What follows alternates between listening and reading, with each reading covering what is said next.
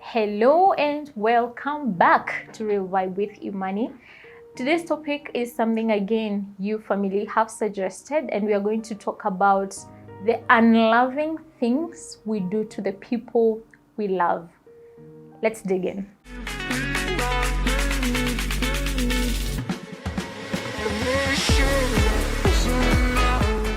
You know, when you love somebody as a friend, you become vulnerable. You want to just be you when you are around them. You want to share everything about yourself, what you are working on, what your goals are, your short-term and your long-term plans about yourself.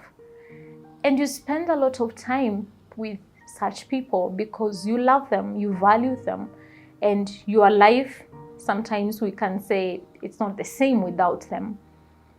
But then it gets to a point where we start taking each other for a ride. And many times we don't realize we are doing that. And that is what I want to talk about today. Not in any format, just a talk.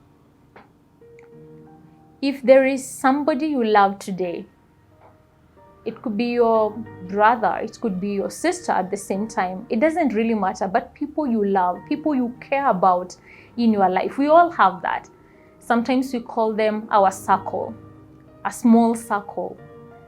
That is what is trending nowadays. Hey, I just want to keep a small circle because they keep me sane. Very important. But do you know there are things you do, unloving things, that is what I'm calling it, to the people we love. Number one is familiarity. You become too familiar with them. Hear me out. They come to you and that time they just need, to just rant. It could be that. Or they just want to talk to you about something. But you just assume it. You're just like, ni sawa tu, you'll be okay. Yet that is somebody who needed your time then. They just needed somebody to hear them out. But because you're too familiar with them, you're just like, see, this is just how so-and-so talks. He or she will be okay. I mean, you can always count on me, but hey, you don't give attention to what they are saying. You are too familiar with them. They bring a product that they are selling, but you are too quick to buy from somebody else. Yet this is somebody you are calling a friend. You had better promote someone else, but not somebody who has been with you in thick and thin. If they are promoting something and it's something you actually need and you want to buy it from them, you are looking out for a very big discount. Yet this is a friend. You should be at the forefront to ensure that your friend is taken care of. I had better buy something from my friend, even though I know it could be a little bit priced, than to go to a total stranger, because this is somebody who has seen me in my worst. Friends, let us learn and kill this demon called familiarity, because this is distorting friendships. Remember when you were so heartbroken and this is the person who was right there for you. Remember a time you needed somebody to sort you out, and when you picked your phone to call, this person was right there. Do you think they sacrificed because they didn't have a need? No. They did it because they love you. So let us stop getting too familiar with people who have been there for us and people who love us. The second point is something that is a little bit tied to the first one, and it's about support. Okay? When you have people in your life that you care about, every morning, please even ask God to help you know how you wish to support these people. Weird enough, we get so hiked, or we get so, I don't know what comes over us when we have a celebrity around, or there's a celebrity you want to follow. Maybe let's say on Facebook, or someone who is doing something familiar or something tied to what your friends are doing, but you'd wish to support that person and not your friend. If we all supported what our friends are doing today, this world would be a very different place.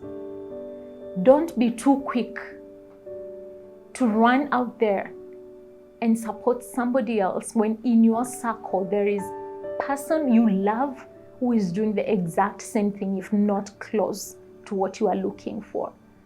Support your friends emotionally. When they need you, do not just assume. This morning I was just telling myself, because my birthday was just the other day, 2 days ago, and I was telling myself, sometimes I just call myself in a meeting and I'm like, God, I'm so thankful for the friends that you have given me. Help me to understand how I should support them in my new year. All right? Being there for them emotionally. If they need me, please, God, help me to know how I need to be there emotionally. Physically, that is the other thing. Sometimes when we speak on WhatsApp or on Instagram, Facebook, you might feel like you've seen your friend every other day, and we forget the physical meetings that you should just check up on your friend. When was the last time you called your friend for coffee and you like, tell me about what you've been up to? What are you working on? How can I be of help? We are so overwhelmed with just forwarding messages, and memes that we come across. We laugh and that's it. Do you know exactly what your friend is going through? Have you asked yourself, how can I be of support? That is something that we all need to think about. Financially, okay? Let me pose a challenge for you. When your friend gets pregnant, what number one you think about is, how am I going to organize a baby shower for my friend? But when a friend comes to you and tells you, I have this business idea, have you ever thought about how can I help financially? You may not have the money, but you can mobilize somebody somewhere to come through for them. You might know an investor, you might know a way out for your friend. But we are too quick. I've had a baby shower, I've had a bridal shower, I've had all these showers, and I'm glad I did it and I experienced that. But there are nitty-gritties that we miss out in friendships, and we miss out on the people we love. Someone is starting a business, but you just give it a deaf ear. You're like, you know what, you'll figure it out. I know you're bright. That is not enough. Get to know how you can support them financially. It could be somebody you know that if you connect them, they will get a way out.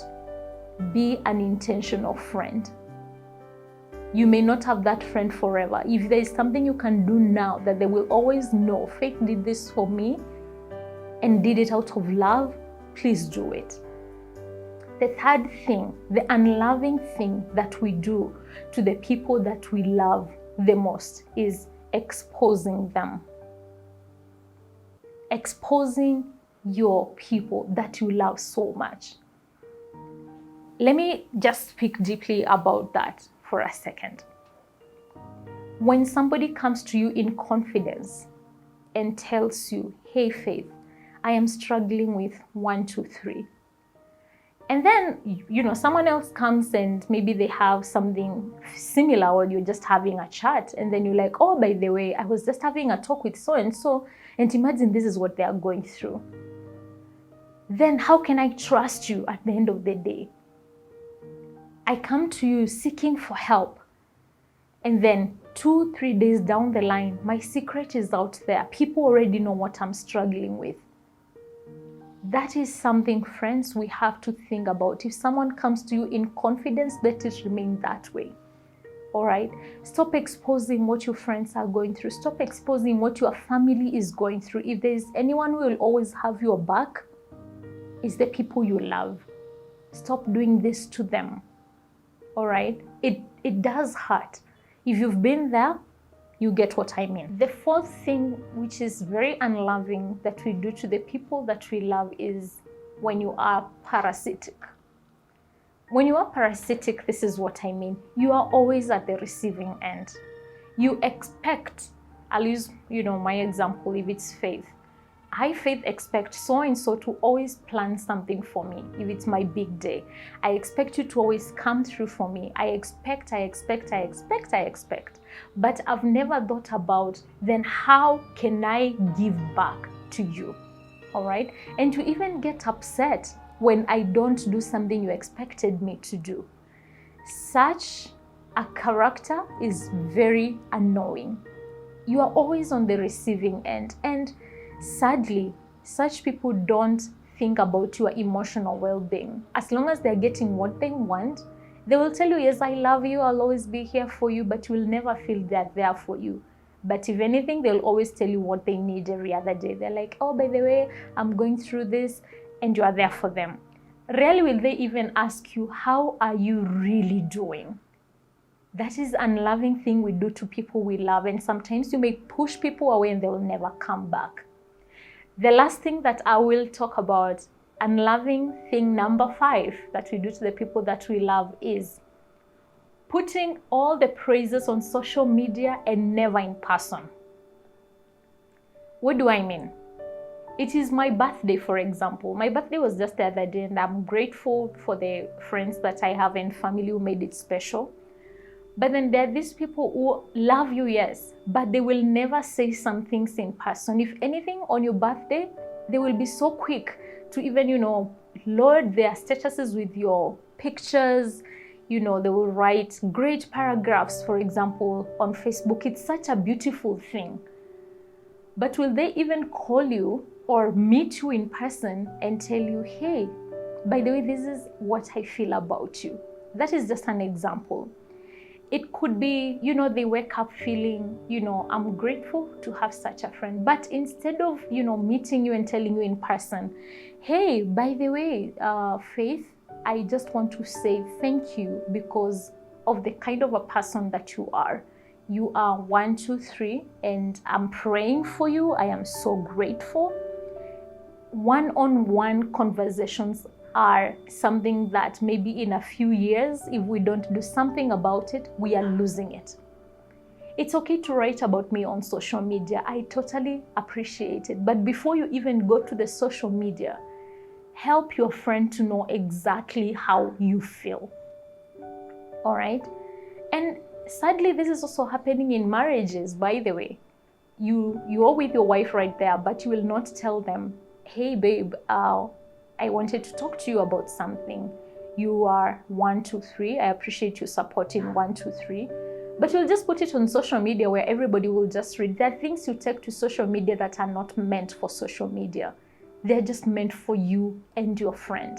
Let us stop this madness and fix relationships, fix friendships, fix marriages. And that is all I had for you this week. Let's meet next Sunday.